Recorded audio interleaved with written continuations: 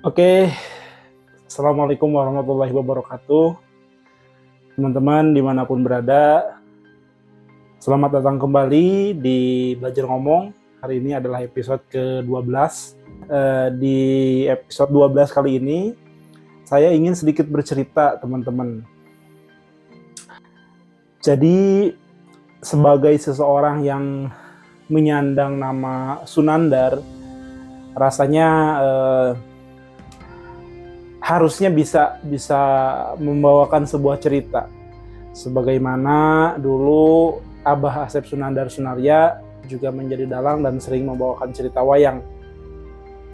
Nah, di video kali ini teman-teman, saya ada sedikit nih cerita pewayangan yang ini kadang-kadang menjadi motivasi juga untuk saya, apalagi sekarang saya ada istri juga yang sedang mengandung. Jadi ceritanya adalah tentang Raden Abimanyu. Jadi teman-teman, Raden Abimanyu ini adalah putra dari Raden Arjuna. Jadi Raden Arjuna itu menikah dengan Subadra ya, dan kemudian punya anak namanya Abimanyu.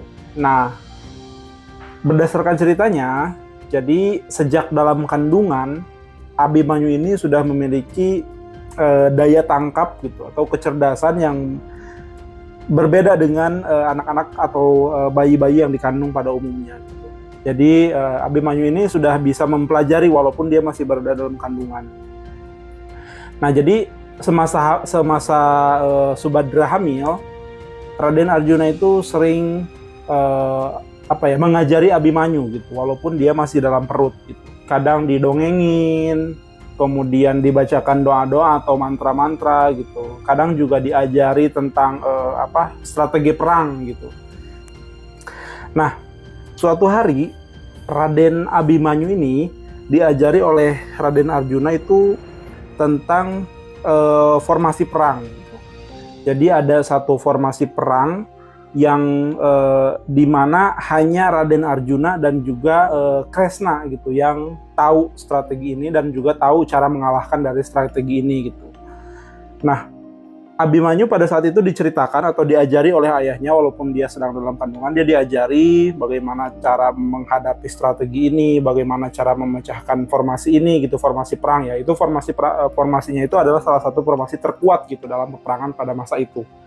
Raden Arjuna menceritakan dengan pelan-pelan gitu, dengan perlahan-lahan.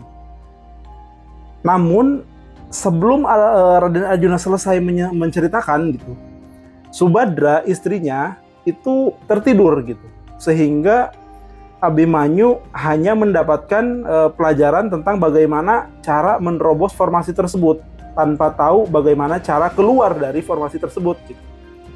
Nah, singkat cerita, ketika usia Abimanyu 16 tahun dan perang Mahabharata pecah, itu lawannya dalam hal ini pihak Kurawa itu menggunakan strategi perang yang seperti yang diajarkan oleh Raden Arjuna kepada Abimanyu gitu. Jadi dia menggunakan formasi tersebut.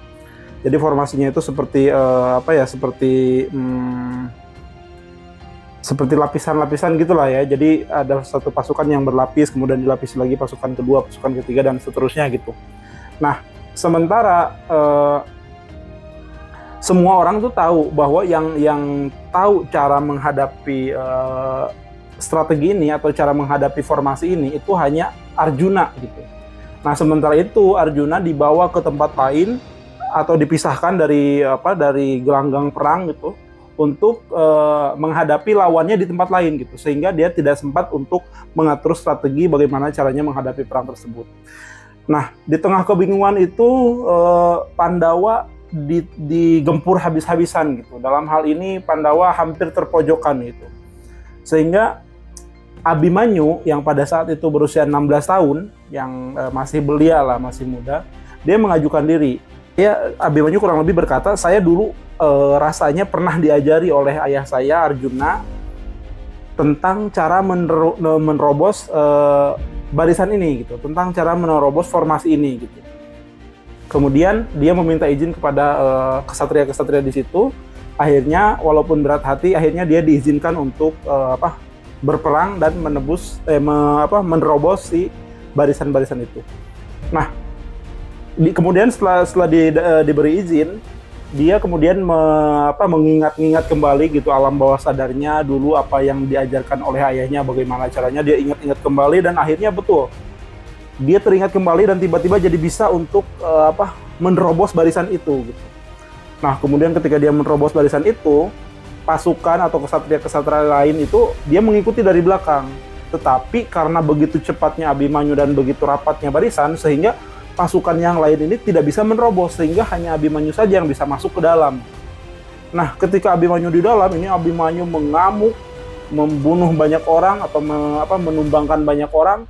Kemudian ketika dia akan keluar, tiba-tiba dia tidak tahu caranya dia keluar. Karena kembali lagi tadi ketika dia mendapatkan pelajaran dari ayahnya, ibunya tertidur gitu. Jadi sebelum sempat menceritakan sampai selesai, dia keburu tertidur. Jadi dia tidak tahu bagaimana caranya meloloskan diri dari formasi itu gitu.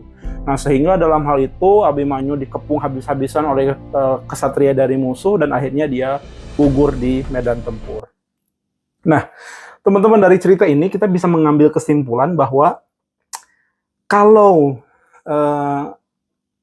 kalau menimba ilmu gitu, kalau belajar itu kita nggak boleh setengah-setengah gitu.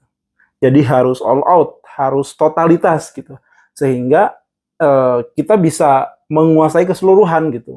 Karena kalau kita cuma menguasai sebagian, kemudian kita terjun pada medan yang sebenarnya gitu atau sebetulnya, itu kita nanti akan keteteran juga gitu, atau akan dianggap seperti orang yang tahu padahal tidak tahu, sehingga celaka pada akhirnya gitu.